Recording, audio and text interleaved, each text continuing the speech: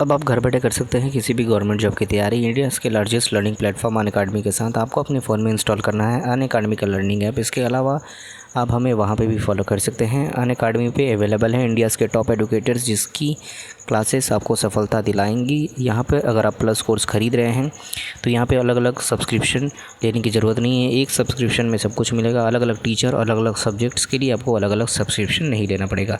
CPE10 ये referral code है। ये रेफरल कोड डालते ही आपको 10% का मैक्सिमम डिस्काउंट मिलेगा अगर आप प्लस कोर्स ख़रीद रहे हैं तो अपनी तैयारी को और भी बेहतर बनाने के लिए आज ही प्लस कोर्स ख़रीदें और CPE10 जो रेफरल कोड है ये डालना बिल्कुल ना भूलें और 10% इंस्टेंट डिस्काउंट पाएँ।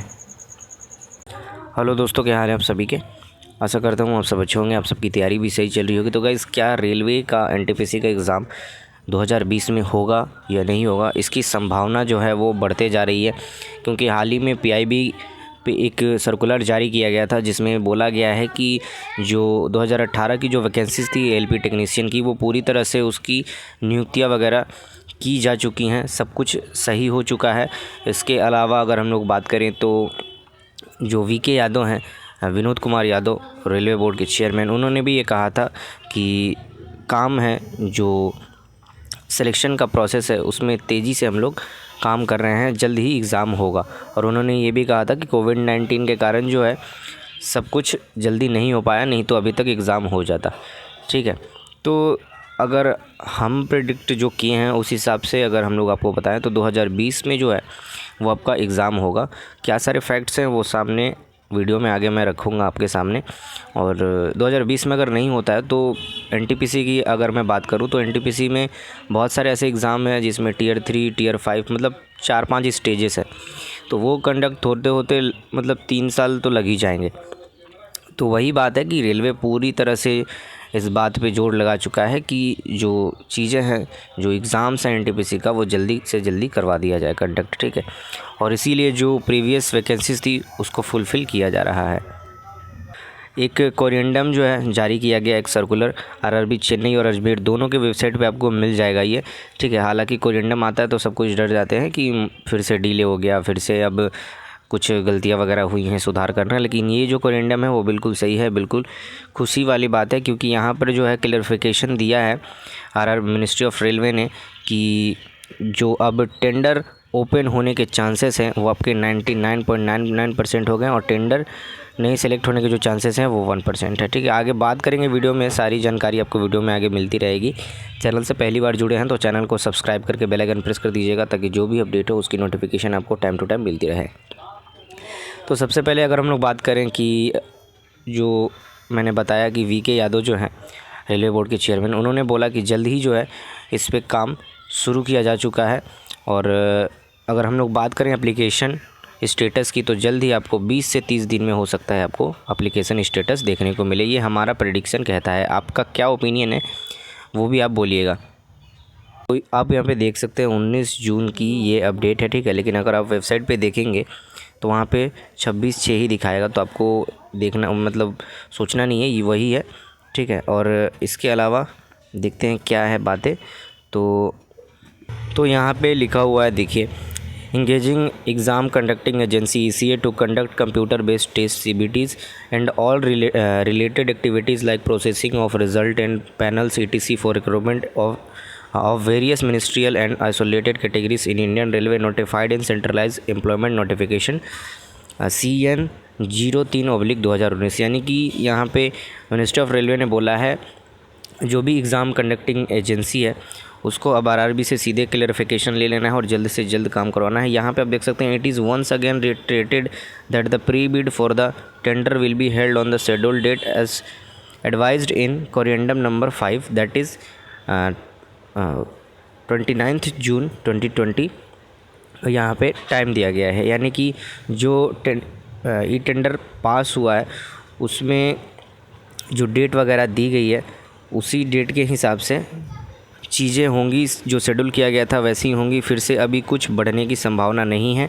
ठीक है, यानी कि टेंडर ओपन होने के जो चांसेस हैं वो आपके पूरे बढ़ चुके हैं। और इसके बाद अगर हम लोग देखें तो टेंडर ओपन होने की जो डेट है वो आपका कोरिएंडम 5 में दिया गया था 27 जुलाई। ठीक है, और उसके पहले यहाँ पर बोला गया था कि एक मीटिंग होगी कब होगी यहाँ पे आप देख सकते हैं, तो वो होगी आपकी 29 जून को। ठीक है, 29 जून को आरआरबी अजमेर में मीटिंग होगी। उस मीटिंग में सारे क्लैरिफिकेशन ले लेने हैं, क्या क्या डाउट है जो ईसीए एग्ज़ाम कंडक्टिंग एजेंसी वो क्लियर कर लेना है आपका आरआरबी से डायरेक्ट। और उस मीटिंग में पूरा क्लैरिफिकेशन हो जाएगा, जिसके बाद आपका जो एडवांस मोड है वो ऑन होगा और उसके बाद जो चीज़ें हैं वो जल्द से जल्द हो पाएंगी। यहाँ पे आप देख सकते हैं, since the travel related restriction have been reasonably relaxed in unlock 1 in view change scenario due to COVID-19, the exam are likely to be held by observing stipulated guidelines related to COVID, like social distancing, sanitizing of central biometric frisking, and hence prospective bidders are further allowed to submit any additional revised queries related to the above tender by email। यहाँ पे email दी गई है।